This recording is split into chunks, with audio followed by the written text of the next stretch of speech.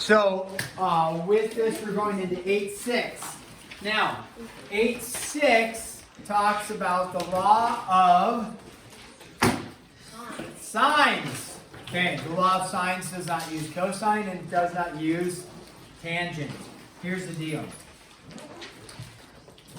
When you are solving right triangles, okay, when you're solving right triangles, this is 8-6, law of sines. Law of sines. When you are solving right triangles, you use Pythag or SOHCAHTOA. Okay, those are the four things that you use to solve right triangles. We discussed that in depth yesterday. When we hit non-right triangles,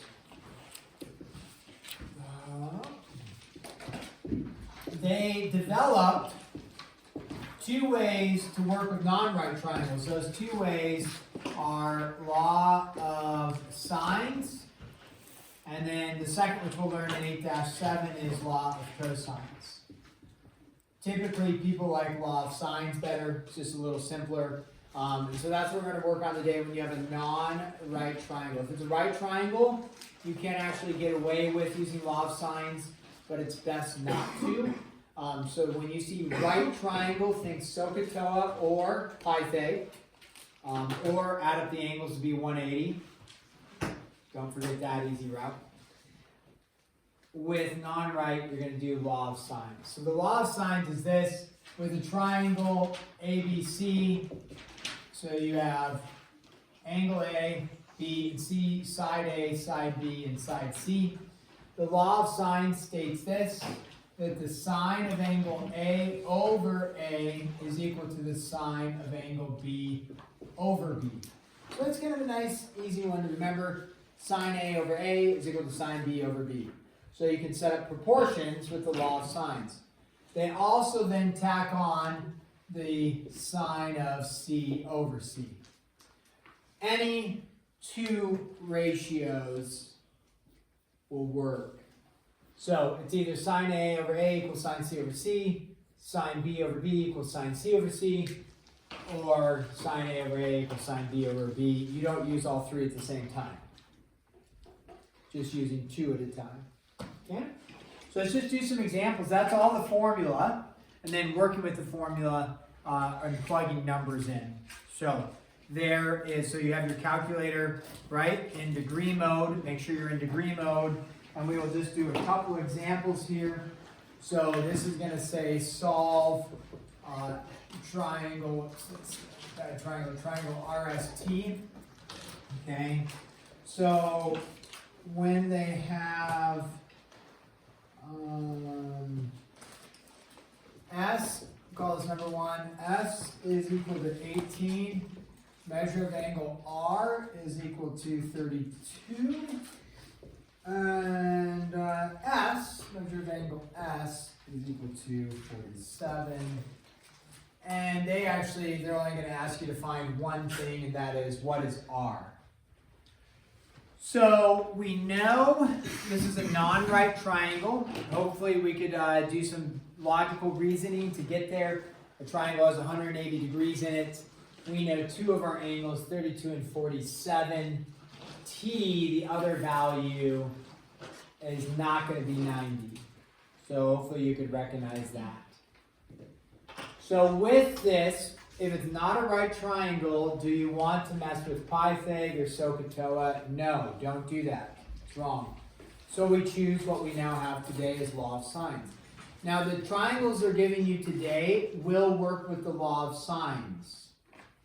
There are triangles that don't work with the law of sines because you don't have the right information. And then that's where you would have to use the law of cosines, which we'll learn tomorrow. So today, how do we know we have the right information? Well, you take the law of sines and you set up any two ratios. There's four. If you look at two ratios like this, there's how many unknowns? 1, 2, 3, and 4. As long as you know three of them, you can solve for the fourth one. So we look up here, we have 3 pieces of information given to us, and we should be able to then solve for a 4th piece of information. Let's check it out.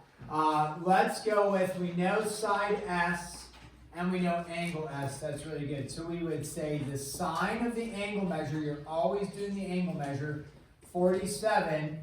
Keep in mind, if we're using angle S, it has to be over, that's on top, it has to be over side S. So side S has to go on the bottom. Do not use angle R over side S. That would be wrong. Equals, do we know another angle? Sure.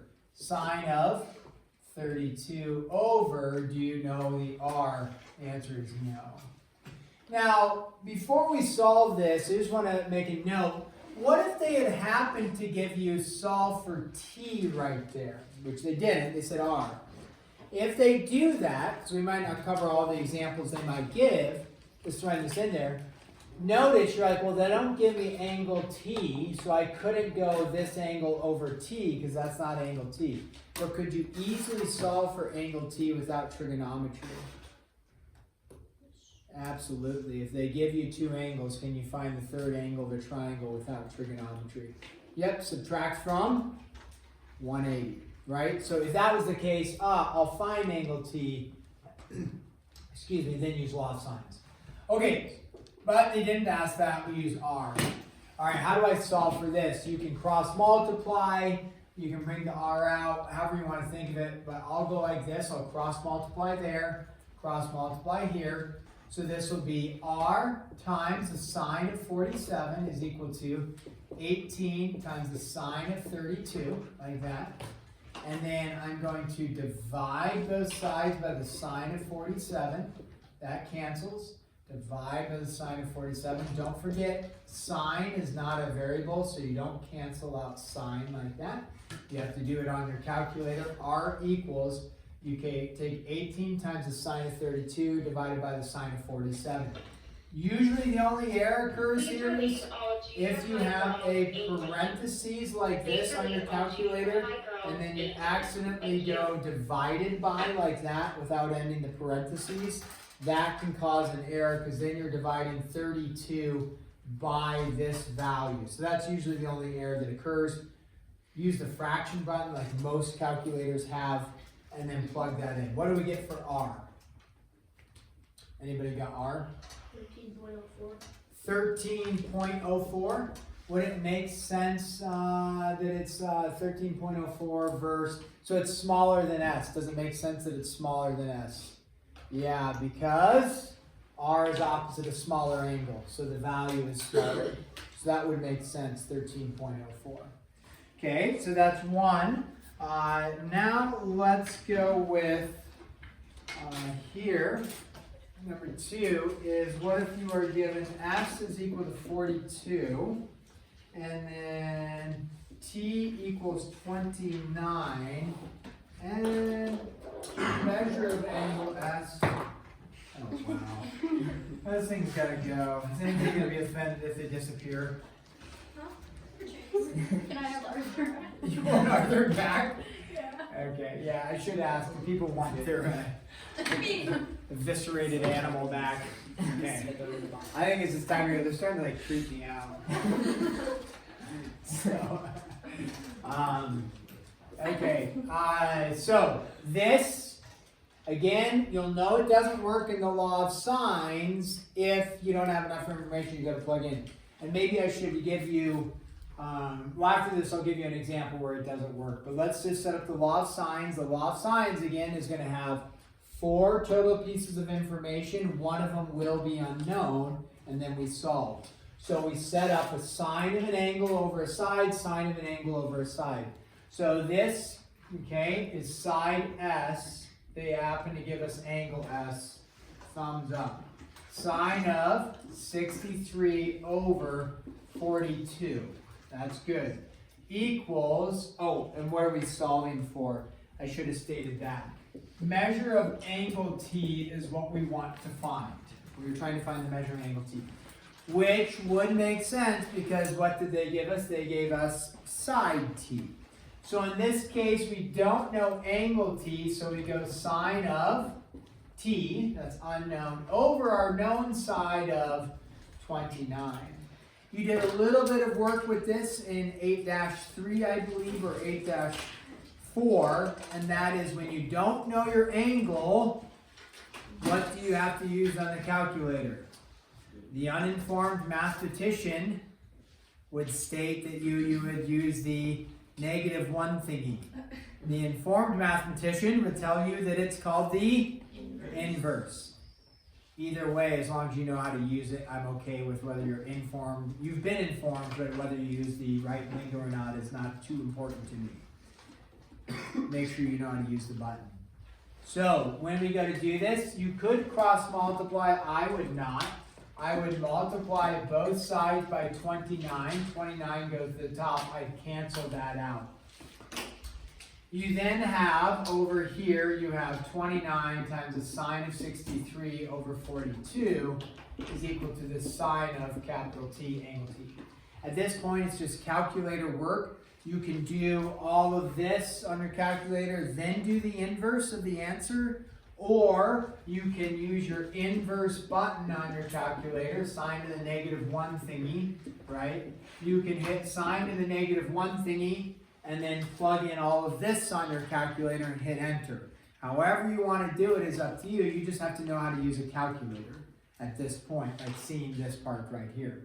For angle T, looking at the side measures where S is 42, T is 29, it would make sense that angle T, you have to think through if angle T is bigger or smaller than angle S. And hopefully, you know, a lot of you could recognize, side T is smaller than side S, therefore angle T should be smaller than angle S. So your answer should be sub 63 or below 63. Should be, if you do it correct. So what do we get for angle T? Anybody want to venture an answer for us?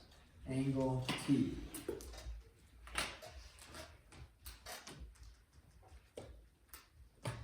Anybody?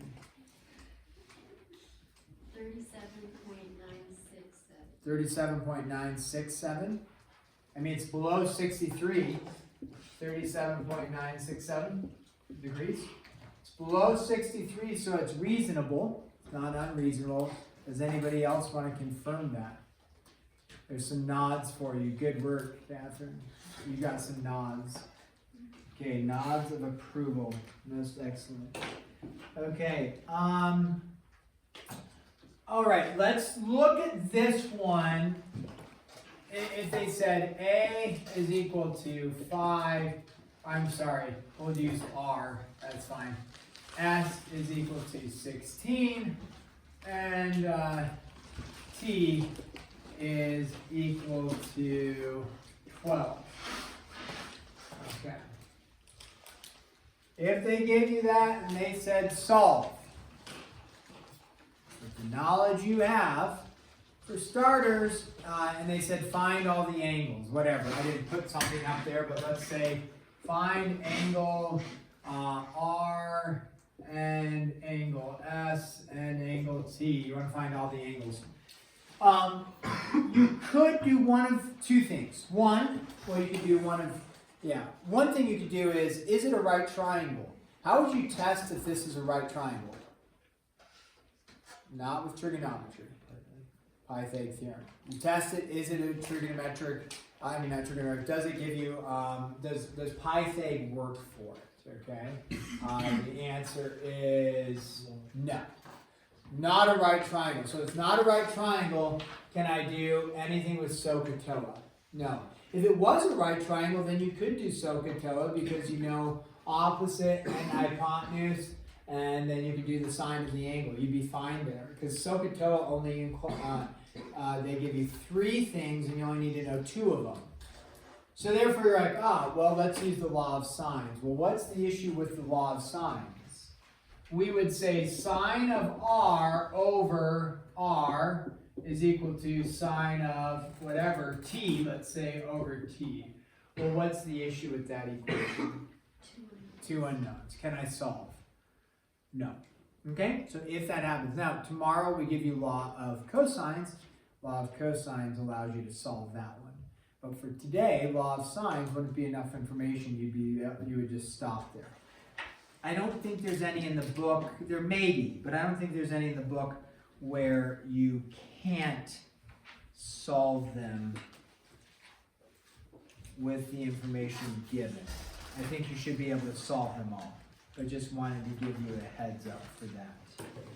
Okay, so that's the basics of today. It really is just a lot of plugging into law of sines and answering the equation. So work on 8.5 and 8.6. Again, I'll get that MC8 to you. I'll even try to print one right now. You have a nice 26 minutes to get some HW done.